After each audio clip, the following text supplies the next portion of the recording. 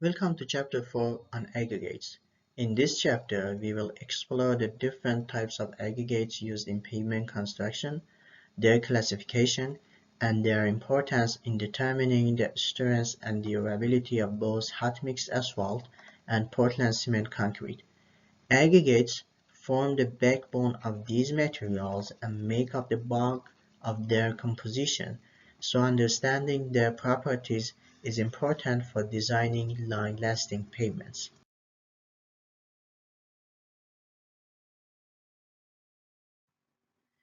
Aggregates make up 70 to 85% by weight and 60 to 75% by volume in hot mix asphalt and Portland cement concrete. This means that the vast majority of any pavement you drive on is actually made of aggregate material, not binder or cement paste. The right selection of aggregates ensures that the pavement can withstand traffic loads, temperature fluctuations, and weathering over time. The physical, chemical, and mechanical properties of aggregates, including characteristics like strength, durability, absorption, and gradation, determine their stability and their suitability for different pavement layers and their overall performance. Aggregates aren't just fillers, they provide the bulk of the pavement's strength and stability. Understanding how to select and work with aggregates allows us to design pavements that will last for decades under heavy loads and varying environmental conditions. Aggregates can be classified based on different characteristics. These characteristics, such as source or size, can be used to classify aggregates into different groups. In terms of source, aggregates can be natural or manufactured. Manufactured aggregates like slag from steel production. Each source provides different properties based on the aggregate's geological origin. For example, crushed stone from igneous rocks tends to be harder and more durable, while sand and gravel are often used in applications where workability and ease of compaction are important.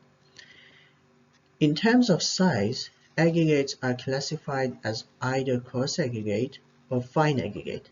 Coarse aggregates provide the load-bearing capacity in the pavement, while fine aggregates fill in the gaps between coarse particles, increasing the density and stability of the mix. The selection of the right type and size of aggregate is critical because it directly affects the strength, durability, and compaction of the pavement. Too much fine aggregate, for instance, can lead to a weak mix that is prone to deformation, while too much coarse aggregate can make the mix difficult to work with. Let's start with the classification of aggregates by source. In terms of source, aggregates can be classified as crushed stone and sand or gravel. Crushed stone is produced by blasting large rocks in quarries and crushing them down to various sizes. It's commonly used in pavement layers because it is angular and interlocks well, providing excellent stability and strength.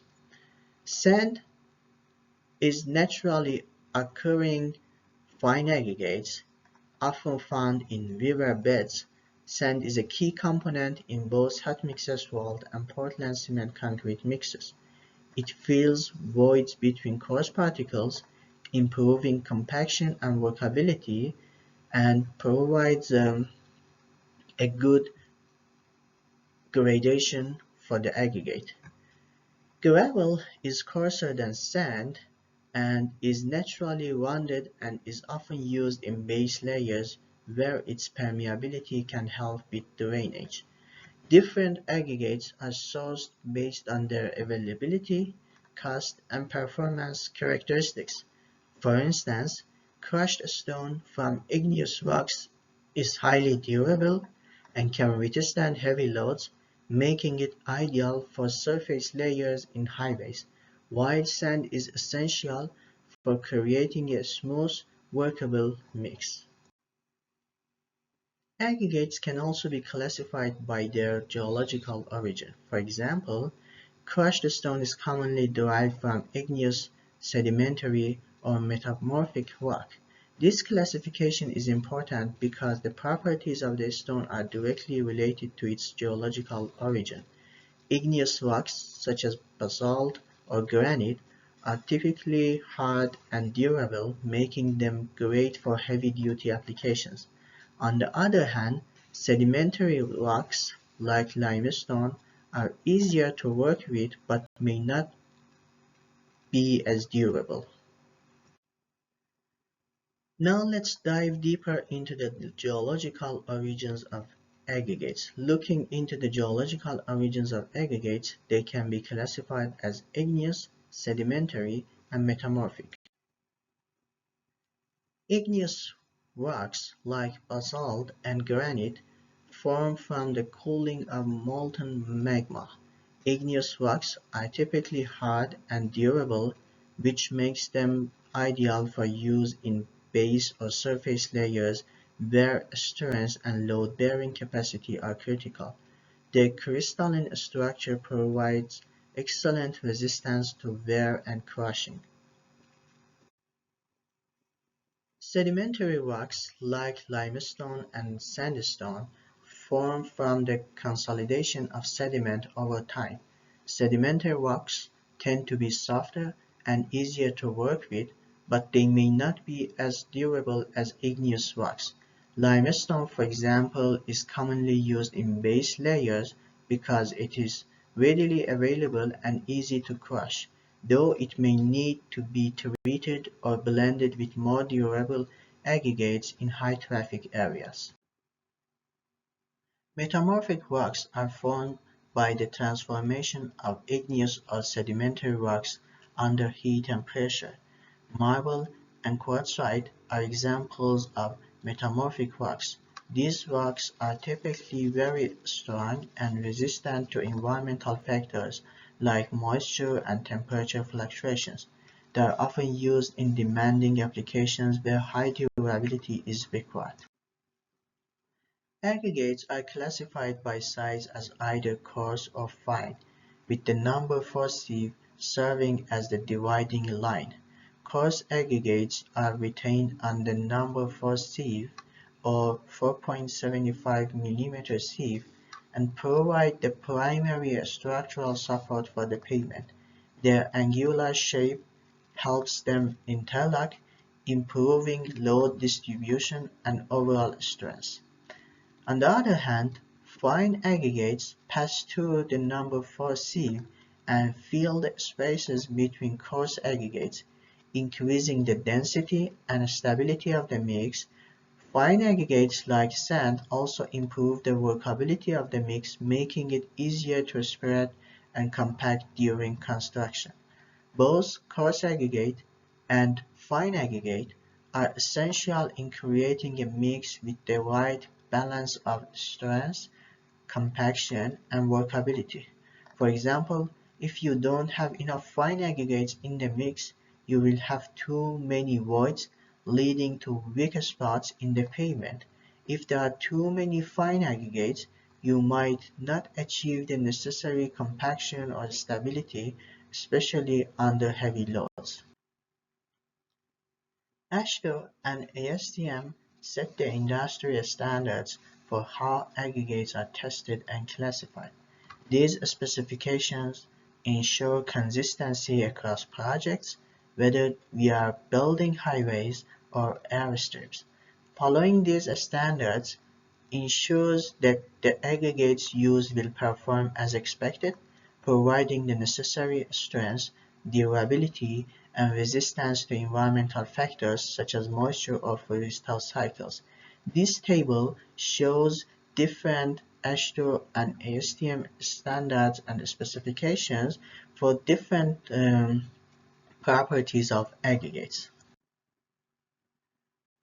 This table shows some other AASHTO and ASTM specifications for different properties of aggregates. Gradation refers to the particle size distribution in an aggregate mix, which is crucial for determining its compactability and load-bearing capacity. When it comes to designing pavements, the way aggregates are graded, meaning how the sizes of the particles are distributed, plays a huge role in determining how strong, durable, and workable the final mix will be. There are four primary types of aggregate gradation that are commonly used, each serving a different purpose: well-graded, open-graded, uniform-graded, and gap-graded. Each of these gradations affects the mix's density, void content, and overall performance in specific applications. A well-graded aggregate contains a wide range of particle sizes from large to small that fit together like pieces of a puzzle. This allows the smaller particles to fill in the spaces between the larger ones, creating a dense, tightly packed mixture. The result is a strong and stable pavement with low void content, meaning there are fewer empty spaces within the mix that need to be filled with binder, such as asphalt or cement. This type of gradation is ideal for applications where strength and durability are essential, such as in the base course or surface layers of roads and highways. In asphalt mixtures, well-graded aggregates provide excellent resistance to deformation, especially under heavy traffic. Since the particles interlock well and the voids are minimal, less binder is required, making the mix cost-effective while also ensuring good compaction and load-bearing capacity. A well-graded mix can be visualized on a gradation curve which shows a smooth continuous distribution of particle sizes. This balance of large, medium, and small particles results in a stable, compacted layer that performs well under stress. In contrast, an open-graded mix consists mostly of larger particles with very few small particles to fill in the gap. This creates a mix with high void content, meaning there's a lot of air space between the aggregate particles.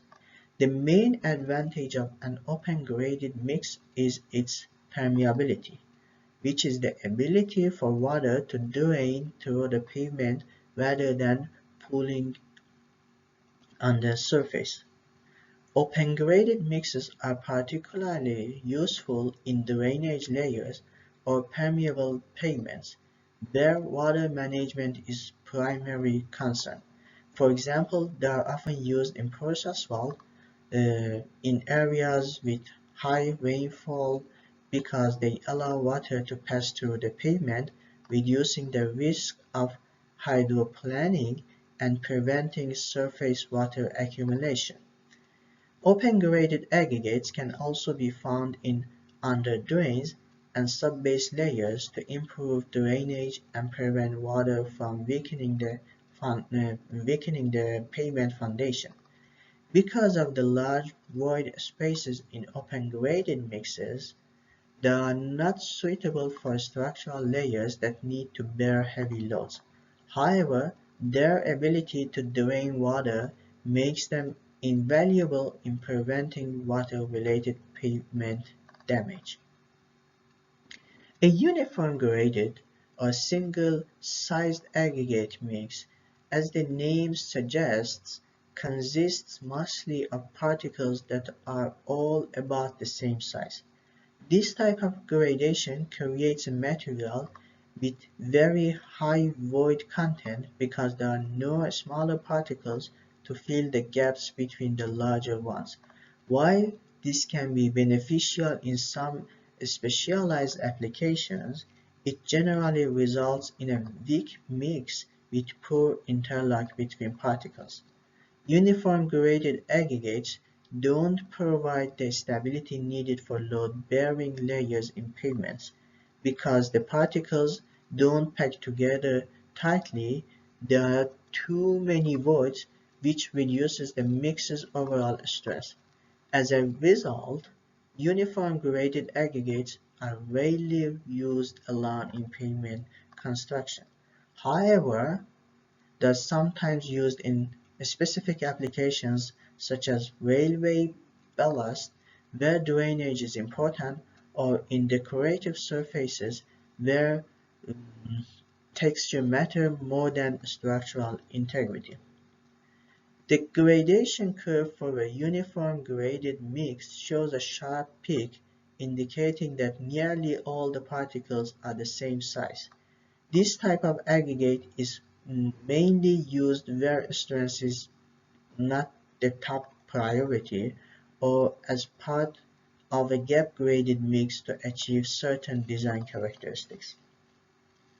Finally, gap-graded aggregate is a mix that includes both coarse and fine particles but lacks intermediate-sized particles, creating noticeable gaps in the gradation curve. This type of gradation is used to achieve specific characteristics in the final pavement material such as flexibility and resistance to cracking. In a gap-graded mix, the larger voids between the coarse aggregates are filled with a higher amount of binder, which improves the resilience and flexibility of the pavement.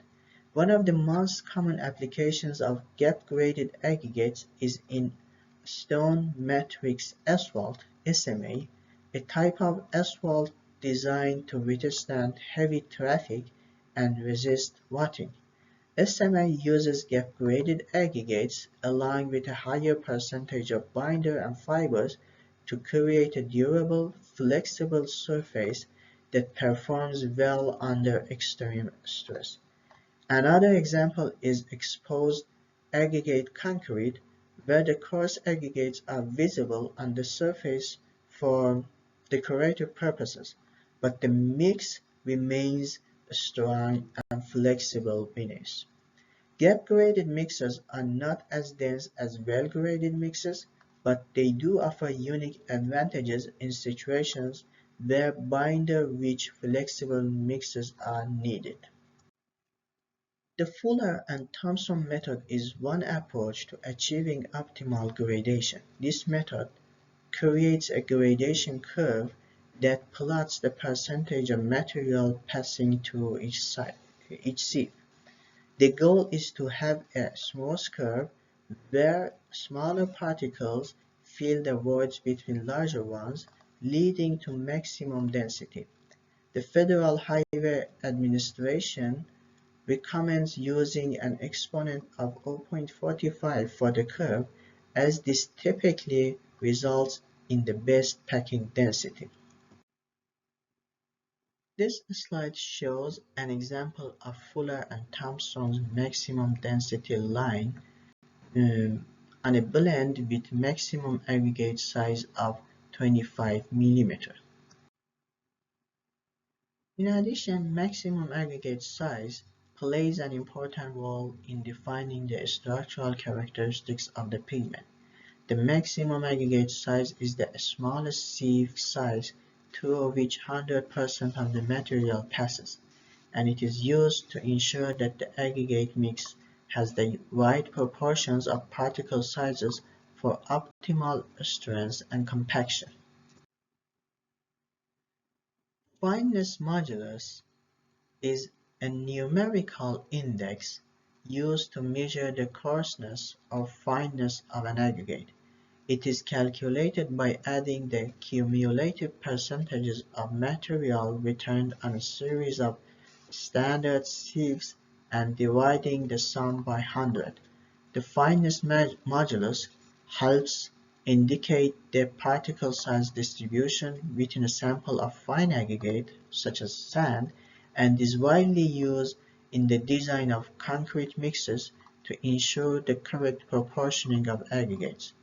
While ASTM C117 mainly addresses the materials finer than 75 micrometer sieve in mineral aggregates by washing. It is often performed in conjunction with ASTM C136 to calculate the fineness modulus. The focus of ASTM C117 is on the removal of fine particles, particularly those passing the number 200 sieve, which can negatively affect the performance of aggregates in concrete. In most of the projects, different sources of aggregates need to be blended in order to make the required aggregate gradation. This example demonstrates how to blend two different stockpiles of aggregates to meet ASTM gradation requirements. By combining 75% from stockpile A and 25% from stockpile B, we can achieve the target gradation for the project. This process is called aggregate blending, and it is used to ensure that the final mix has the right balance of coarse and fine particles for compaction and load-bearing capacity. In this case, the blend meets the ASTM requirements, which means the mix will provide the necessary performance characteristics for the pavement. As we see from the calculations, this blend does meet the specification limits, ensuring the aggregate mix will perform well in the pavement structure. This graph shows the aggregate gradation after blending and the upper and lower limits. It can be seen that the blended gradation is within the specified upper and lower limits. Let's talk about specific gravity and absorption. These properties give us insight into the density of the aggregate and its ability to absorb moisture, both of which influence pavement performance. Apparent specific gravity refers to the density of the solid material in the aggregate, excluding any pores or voids. It's a measure of the true material density. Bulk-specific gravity includes both the solid material and the impermeable pores. It provides a better understanding of how the aggregate will perform in mixes. SSD-specific gravity, or saturated surface dry specific gravity, accounts for water that has been absorbed into the permeable pores of the aggregate but excludes any surface water. Absorption refers to the amount of water that aggregate can absorb. Aggregates with high absorption rates can weaken the pavement over time. For example, in hot mix asphalt, too much binder can be absorbed by the aggregates, leaving the surface exposed to moisture infiltration, which could lead to stripping. In concrete, high absorption rates can weaken the bond between the aggregate and the cement paste, reducing the overall strength of pavement. This slide shows how to calculate apparent specific gravity, bulk specific gravity in SSD condition, and water absorption. By having the values of weight of oven-derived sample of aggregate in air and weight of saturated surface dry sample in air and weight of saturated sample in water, we can use these equations to calculate different specific gravities and water absorption. The specific gravity of fine aggregates refers to the ratio of the density of the aggregate to the density of water. It provides an important measure of the aggregate's density and porosity, which directly influences the concrete or asphalt mix design. In pavements and other concrete or asphalt structures, fine aggregates typically fill the voids between coarse aggregates, ensuring good compaction, strength, and workability. Fine aggregates like their coarse counterparts, can be measured in terms of apparent specific gravity, bulk specific gravity, and bulk specific gravity in SSD condition. Let's break down each one in more detail. Similar to specific gravities of coarse aggregate and absorption of coarse aggregate, we do have some other equations that can be used to determine specific gravities of fine aggregate and absorption of fine aggregate. In these equations, we need to have the weight of oven-dry specimen in air, weight of pycnometer filled with water, and weight of pycnometer with specimen and water to calibration mark, as well as weight of saturated surface dry specimen. As soon as we have these parameters, we can plug them into these equations shown on the slide to calculate apparent specific gravity, bulk specific gravity, bulk specific gravity in SSD condition, and absorption. When blending aggregates from different stockpiles, we calculate the weighted average of the specific gravity and absorption properties to ensure that the final mix meets the required specifications. By carefully selecting and blending different aggregates, we can control the performance characteristics of the pavement material and ensure optimal compaction, stability, and durability. This slide explains how to calculate combined specific gravity and absorption when blending aggregates. These are weighted calculations based on the proportions of each aggregate type in the mix.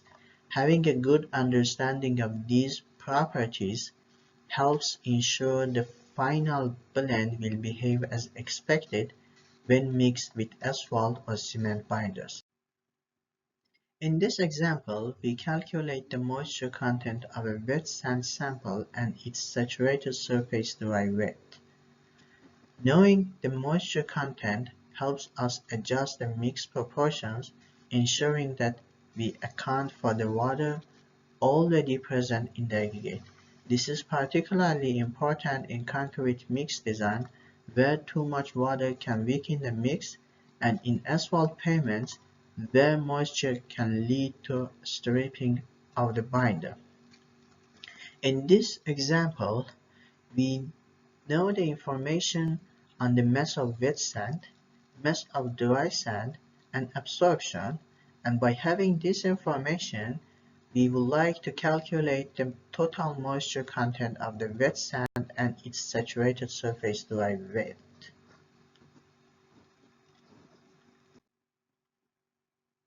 First, we calculate the moisture content of the wet sand. Moisture content is the amount of water present in the aggregate compared to the weight of the dry aggregate. The formula we use is moisture content equals mass of wet sand minus mass of dry sand divided by mass of dry sand. And by doing so, we can get the moisture content of the sand.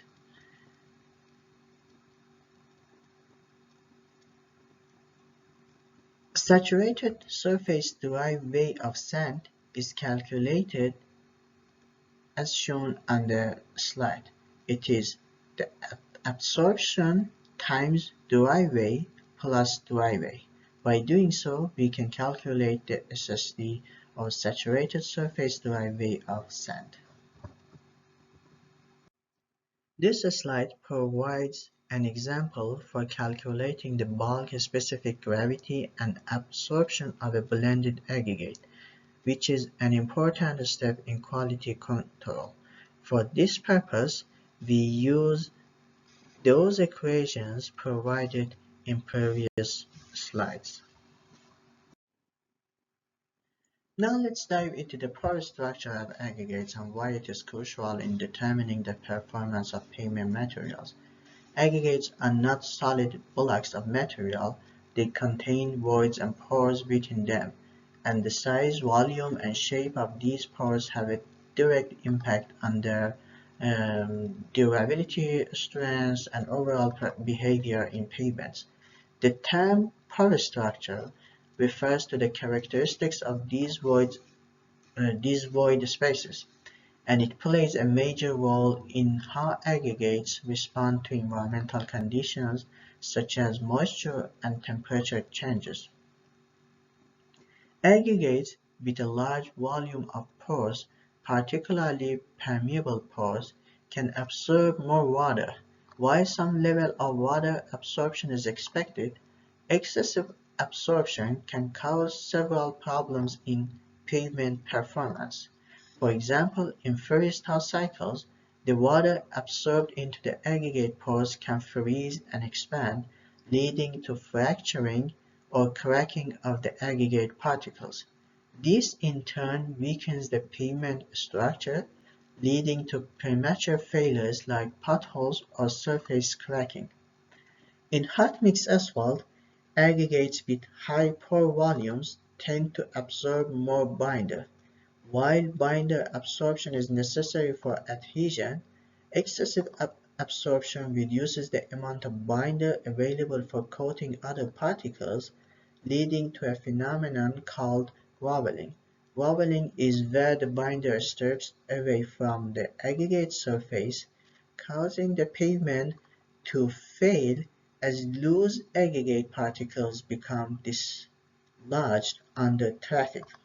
Similarly, in PCC (Portland Cement Concrete), highly porous aggregates can absorb too much water from the mix, which weakens the aggregate cement paste bond. A weak bond means that the concrete is more prone to cracking, shrinkage, and loss of structural integrity over time. When we talk about the geometry of aggregates, we are referring to the shape, angularity, and surface texture of individual aggregate particles.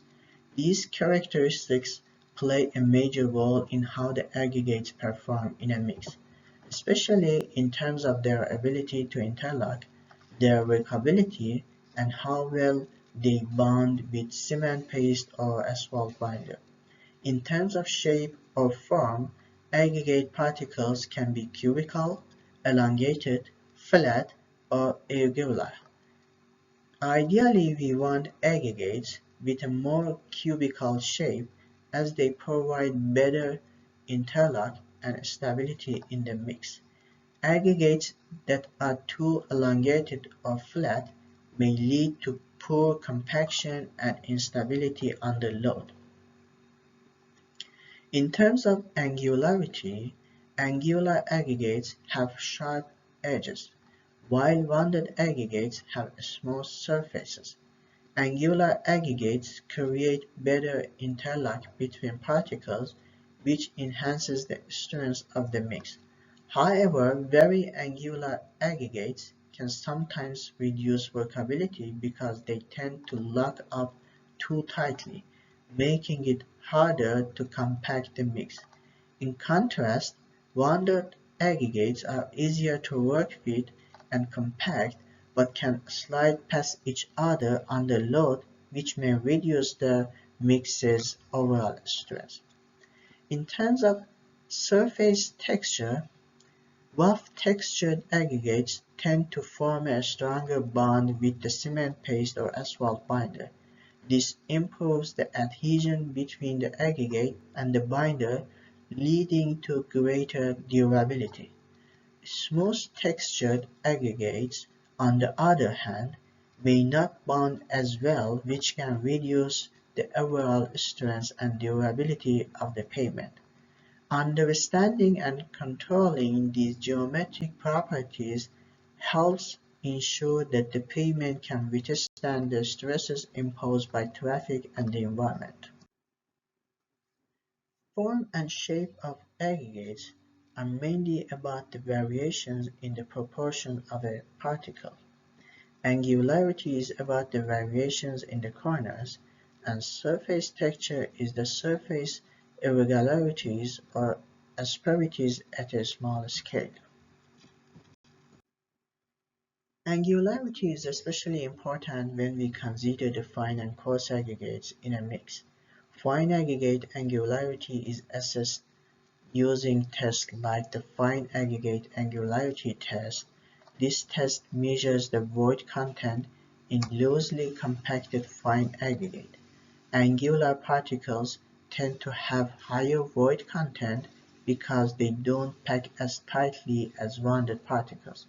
For coarse aggregates, angularity is measured by the percentage of fractured faces. A higher percentage of fractured faces means the aggregate particles have more angular, sharp edges, which helps them interlock better and resist movement under load. The more angular the coarse aggregates, the better the load distribution and stability of the mix. In terms of standardized testing, both ASTM and AASHTO have developed methods to measure the angularity and texture of aggregates.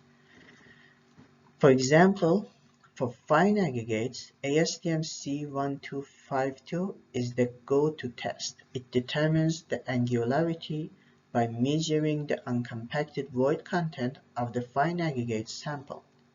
Aggregates with higher angularity will typically have a higher percentage of voids. HTTP 56 outlines the test method for measuring the loose uncompacted porosity of coarse aggregates to evaluate their angularity.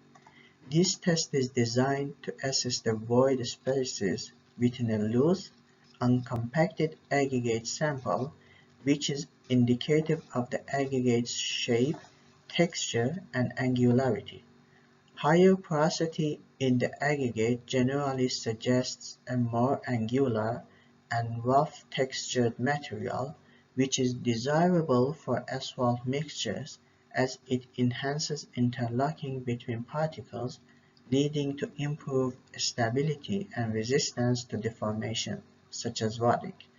By measuring the void content, engineers can ensure that the coarse aggregates used in asphalt pavements provide adequate mechanical interlock, promoting better performance and durability of the pavement. Aggregate shape and texture directly influence how the mix performs. In terms of shape, cubical aggregates are generally preferred for both concrete and asphalt mixes because their shape allows for better compaction and load distribution. Flat or elongated aggregates can lead to weak points in the pavement where the aggregates may break or shift under stress. In terms of surface texture, rough surfaces provide better bonding with cement paste or asphalt binder. This improves the durability and resistance to stripping or raveling in asphalt mixes. The rougher the aggregate, the more friction it provides, which is essential for maintaining stability and preventing the pavement from degrading over time. Particle index value can be used to account for combined effects of shape, angularity, texture, and aggregate uniformity. The equation is given as shown on the slide, where V sub x is the percent air voids in the aggregate compacted with x billows per layer. Sometimes aggregate shape is assessed through a visual inspection. While visual tests may not be as precise as lab tests, they provide a quick way to assess whether aggregates are suitable for certain applications. In the field, engineers will look for aggregates that are generally cubical with a good mix of angular particles that can interlock well, providing stability and strength in the pavement mix. For coarse aggregates, ASTM D5821 measures the angularity by assessing the percentage of fractured faces in a coarse aggregate sample. Fractured faces provide more angular surfaces for better interlock, which is crucial for pavement stability. To assess particle shape more precisely, devices like the proportional caliper are used. This tool measures the dimensions of aggregate particles and categorizes them as cubical, flat, or elongated. The flakiness index is a common measure that indicates the percentage of flat and elongated particles in a sample. High flakiness can reduce the strength and durability of the pavement, so engineers use these tests to ensure that aggregates meet the required shape specifications for the project. Modern technologies like the aggregate imaging system um, provide an advanced way to measure the shape, angularity, and texture of aggregate particles. Aggregate imaging system uses high-resolution images to analyze these properties, giving engineers a more detailed and accurate assessment than traditional methods. By quantifying these properties, aggregate imaging system helps ensure that the aggregate particles will perform as expected in the pavement structure. Aggregate imaging system is particularly useful in larger-scale projects where consistency in aggregate is important. It allows engineers to quickly identify batches of aggregates that may not meet specifications and adjust the mix design accordingly. In the first module of aggregate imaging system, analysis of fine aggregate is done. In the second module, analysis of coarse aggregate is done. In terms of fine aggregate, these aggregates are analyzed for shape and angularity, and in terms of coarse aggregate, these aggregates or these particles are analyzed for shape, angularity, and texture. In asphalt mixtures, angularity and texture are critical factors. Angular aggregates create better interlock between particles, which provides higher stability and resistance to deformation. This is especially important in high-traffic areas where the pavement is subjected to heavy loads. Surface texture plays a role in how well the aggregate bonds with the asphalt binder. Aggregates with rougher textures provide more surface area for the binder to adhere to, reducing the risk of stripping and wobbling. In summary, both angularity and texture significantly influence the strength, durability, and long-term performance of asphalt pavements. In Portland cement concrete, aggregates also play a crucial role in determining the strength and performance of the mix. The shape and angularity of coarse aggregates affect the bond between the aggregates and the cement paste. Aggregates that are cubical and angular provide better mechanical interlock and bond strength, which improves the overall load-bearing capacity of the concrete. Fine aggregates with the right angularity help create a dense, compact mix by filling in the gaps between the coarse aggregates. This leads to better compaction and reduced voids, which in turn improves the concrete's resistance to cracking and shrinkage. Ultimately, the shape and angularity of aggregates directly impact the concrete's compressive strength, durability, and resistance to environmental stresses. In unbound granular materials, such as those used in base layers or sub-base layers, aggregate shape has a significant impact on performance.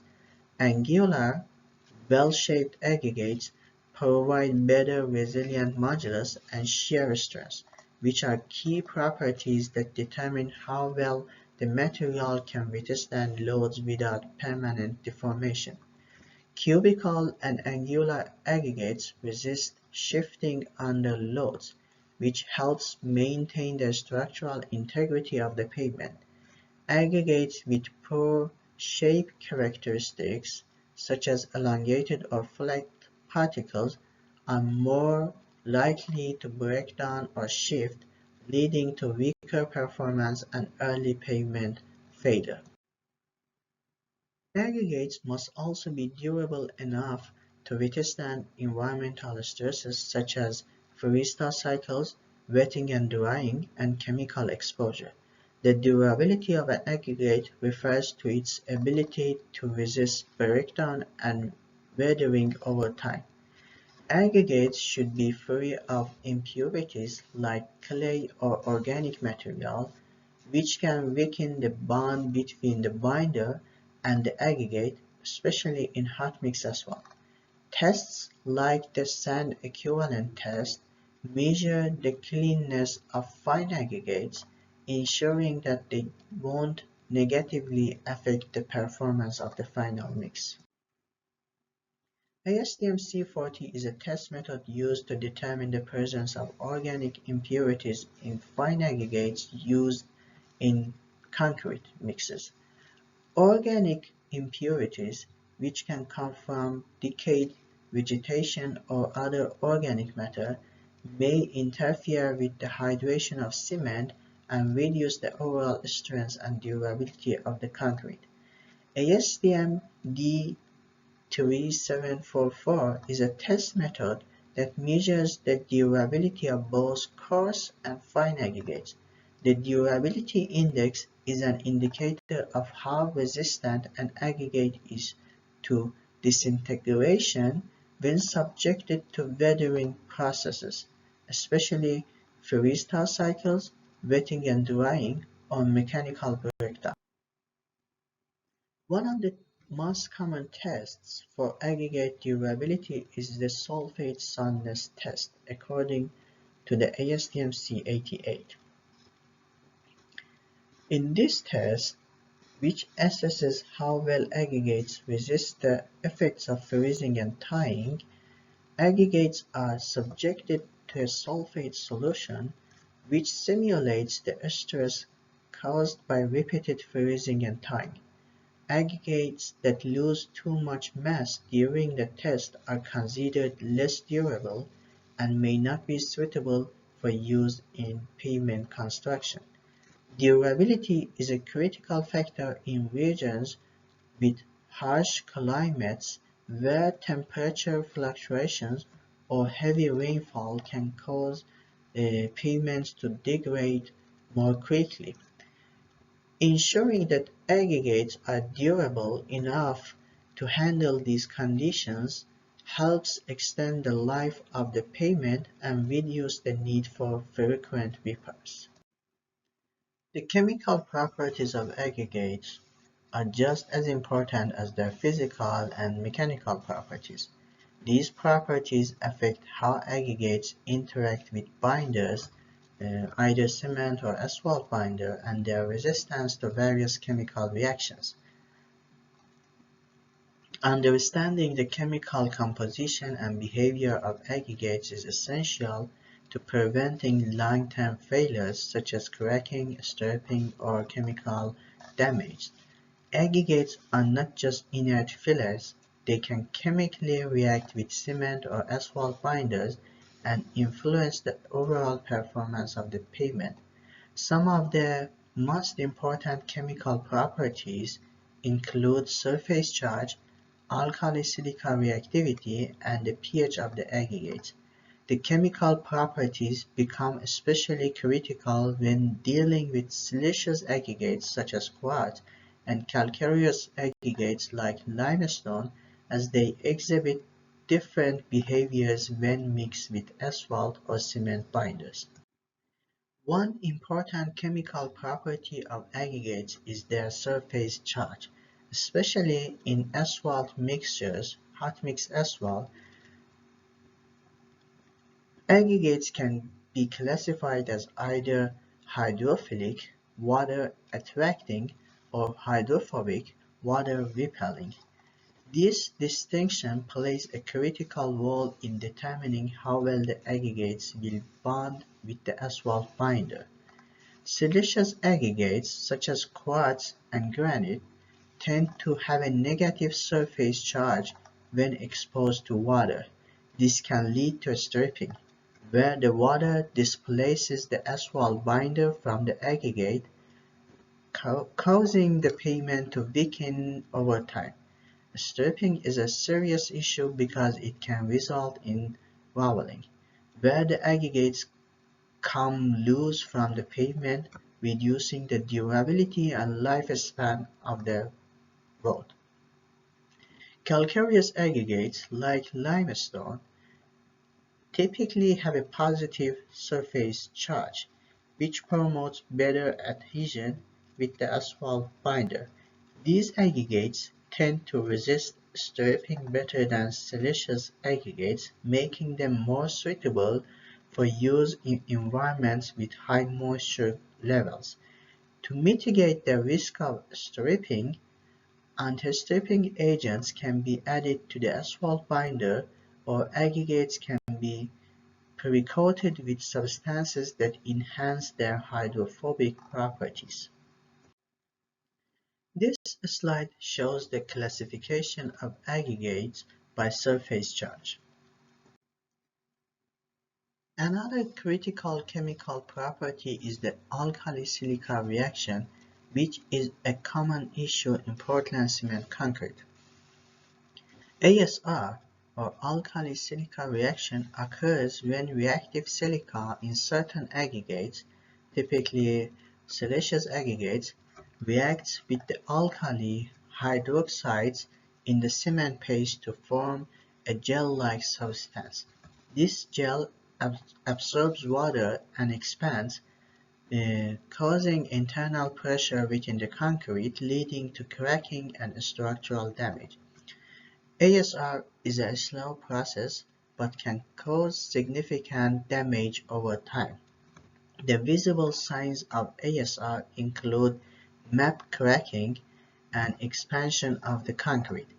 Once ASR begins, it is difficult to stop, so prevention is key.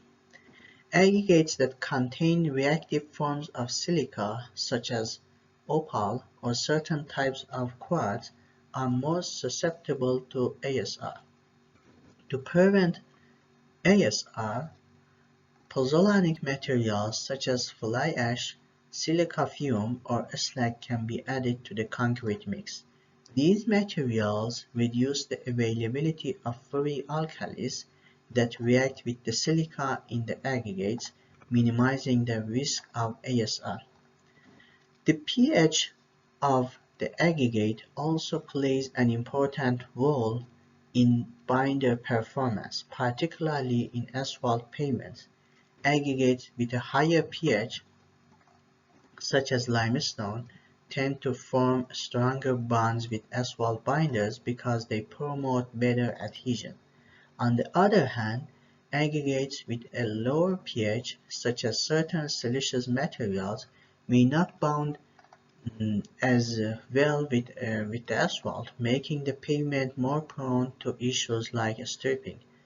Understanding the acid-base interactions between the aggregate and the binder helps engineers select the right combination of materials for pavement durability.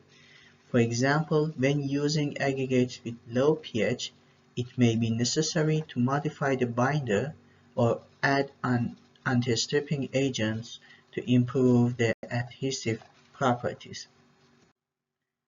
Another important factor related to the chemical properties of aggregates is their surface free energy, which is the energy required to create a new surface. Surface free energy helps determine the adhesion potential between aggregates and binders in mainly hot mix asphalt. Aggregates with a high surface free energy have a greater tendency to form strong adhesive bonds with binders, making them more resistant to stripping and wobbling. Aggregates with a low surface free energy tend to have a weaker adhesive bonds, which increases the risk of stripping, especially in environments where moisture is present. In practical terms, understanding the surface free energy of aggregates helps us optimize adhesion between the aggregate and the binder, leading to more durable pavements. This is particularly important for moisture-sensitive environments where water infiltration can cause early pavement failure. Surface free energy, as mentioned, is the amount of work required to create a unit area of a new surface of a material in a vacuum. Surface free energy has three components: a polar component, monopolar basic component, and monopolar acidic component. This slide shows how to calculate the bond energy between aggregate and asphalt binder without and with the presence of moisture. In addition, this slide shows how to compute the surface free energy of between asphalt binder and aggregate. The mechanical properties of aggregates are important in ensuring that the pavement can withstand traffic loads and environmental stresses without deforming or breaking down. Aggregates in pavements are subjected to a variety of forces, including compression, tension, and shear. Therefore, the mechanical properties such as adhesion, resistance, toughness, strength, and stiffness need to be evaluated to ensure the aggregate can handle the conditions it will face. Mechanical properties define how aggregates behave under dynamic loads, such as those imposed by vehicles, and static loads, such as the weight of the pavement itself. Aggregates that are mechanically weak will degrade over time, leading to problems like leveling, cracking, and pothole formation. While high stiffness in Portland cement concrete is generally desirable for strength and durability, excessive stiffness can lead to micro-cracking in the surrounding cement paste, which weakens the overall structure. Additionally, impact and abrasion forces can alter the aggregate size distribution, resulting in a mixture that deviates from the original design. Such forces occur during the production process, compaction, and under heavy traffic loads, leading to changes in the aggregate structure, which can negatively impact the performance and um, durability of the concrete mixture. Careful balance in stiffness and consideration of impact forces are essential for optimal Portland cement concrete performance. One of the most widely used tests to evaluate the abrasion resistance and toughness of aggregate is the Los Angeles Abrasion Test. This test measures the ability of aggregates to resist wear and tear under the action of abrasion and impact. In this test, aggregate samples are placed in a rotating drum aligned with steel balls. The drum is rotated for a set number of revolutions, during which the steel balls cause the aggregates to undergo repeated abrasion and impact.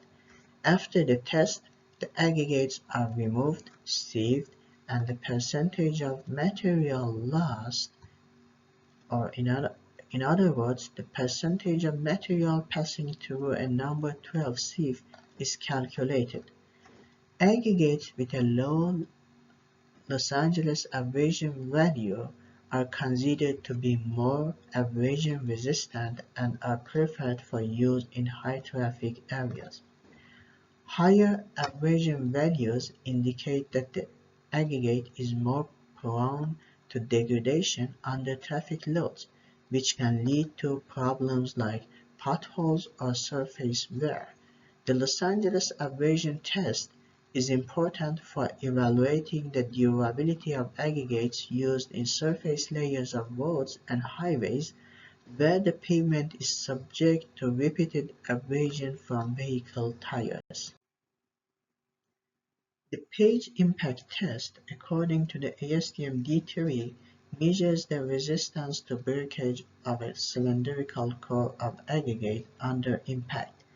In this test, a hammer is dropped from varying heights onto the cylindrical core, and the height at which the core fractures is recorded. This height represents the toughness value of the aggregate, which indicates its ability to withstand impact forces without breaking. Aggregates with higher toughness values are more resistant to impact and are preferred for use in construction, especially in high-impact areas such as pavements and roads. The aggregate impact value (AIV) test measures the resistance of coarse aggregates to impact. In this test, a sample of coarse aggregate is placed in a cylindrical mold and subjected to a specific number of blows from a standard hammer.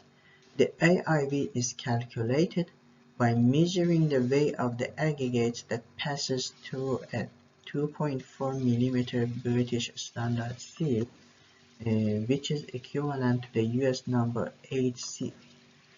This value indicates the aggregate's ability to resist fragmentation under impact loads. Lower AIV values reflect greater resistance to impact, making the aggregate more suitable for high-stress applications like road construction. The aggregate crushing value (ACV) test assesses the resistance of an aggregate to crushing under a gradually applied load. In this test, a sample of coarse aggregate is placed in a cylindrical mold and subjected to continuous compression using a compaction machine. The load is applied gradually over a specified period of time until the aggregate fractures. The ACV is calculated as the percentage of material that passes a 2.4 mm British standard sieve. A lower ACV indicates a higher resistance to crushing, making the aggregate more suitable for use in construction, particularly in applications requiring strong, durable materials such as pavements. Another important test for evaluating the abrasion resistance of aggregates is the microdowel test, according to the ASTM D6928. This test is similar to the Los Angeles abrasion test, but uses water and steel balls in a rotating drum to simulate the varying action aggregates experience in the presence of water.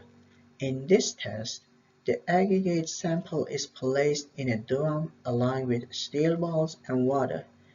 The drum is rotated for a specified number of revolutions, causing the aggregates to be subjected to repeated abrasion forces. The sample is then dried and sieved, and the percentage of fine particles, those particles passing through a number 200 sieve, is calculated. The microdowel test provides an indication of how aggregates will perform in wet conditions, making it particularly relevant for areas with high rainfall or where aggregates are subjected to freeze-thaw cycles. Aggregates with a lower percentage of fines produced during the test are more resistant to abrasion and are suitable for use in pavement base layers and surface layers. The test is specifically important for aggregates used in asphalt concrete and Portland cement concrete exposed to moisture or harsh weather conditions. The microdowel voids at 9 hours.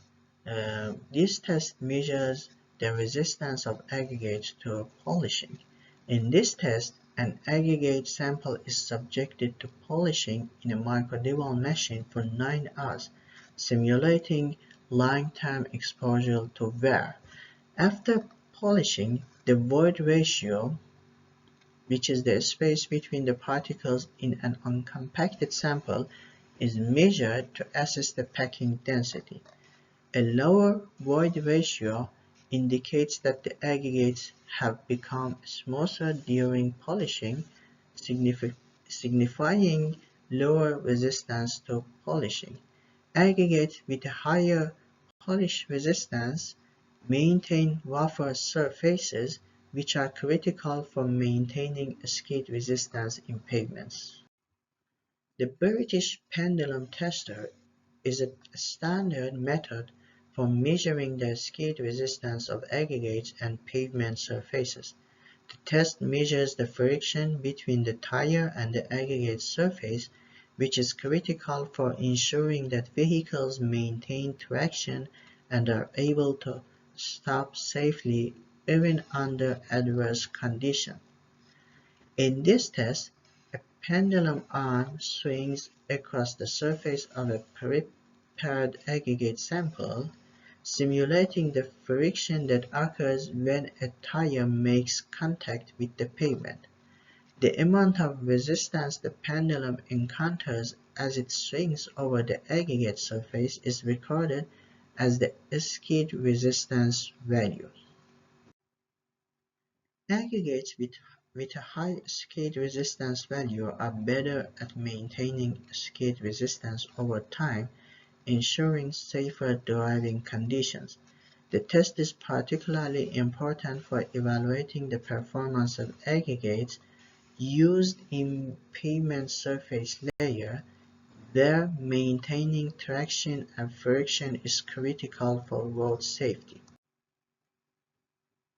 Insoluble residue refers to the portion of a carbonate aggregate, such as limestone or dolomite, that does not dissolve in acid. When carbonate aggregates are subjected to an acid solution, the calcium carbonate or magnesium carbonate in the aggregate dissolves, leaving behind materials that are insoluble in acid, such as clays, quartz, or other impurities. This insoluble material is known as the insoluble residue. Insoluble residue testing is particularly important for carbonate aggregates used in concrete and asphalt, as the presence of insoluble materials can affect the performance of the aggregates in the following ways. First, it can affect the durability. The purity of the carbonate aggregate is important because insoluble residues, such as clays or silt, can reduce the aggregate's strength and durability.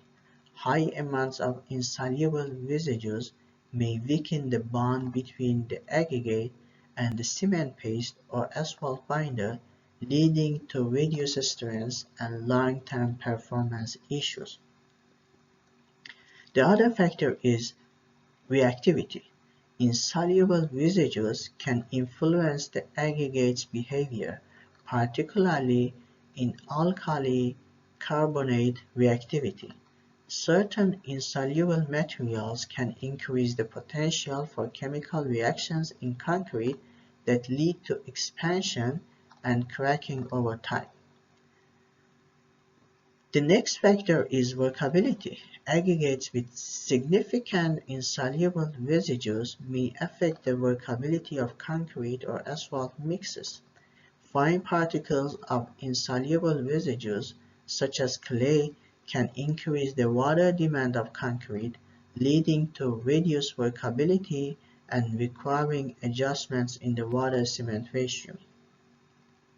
The next factor is the resistance to weathering. Aggregates that contain a high proportion of insoluble residues may be less resistant to weathering processes such as Firestone cycles, which can lead to premature pavement failure.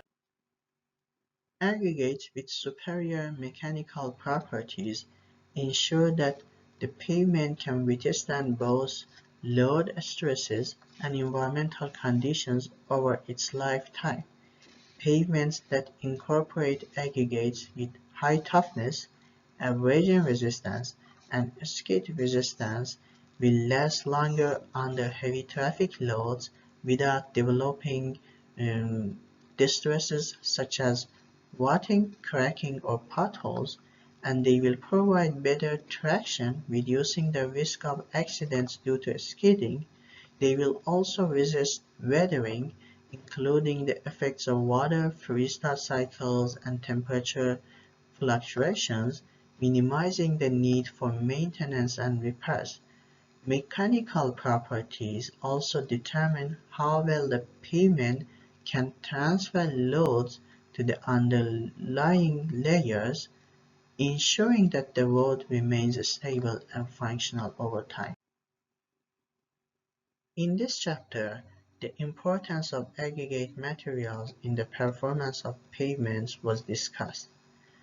The classification of aggregates according to their source and size were explained, and relevant physical, chemical, and mechanical properties of the aggregates were discussed, as well as the most common tests used for their characterizations and how these properties can affect the overall performance of the pavement.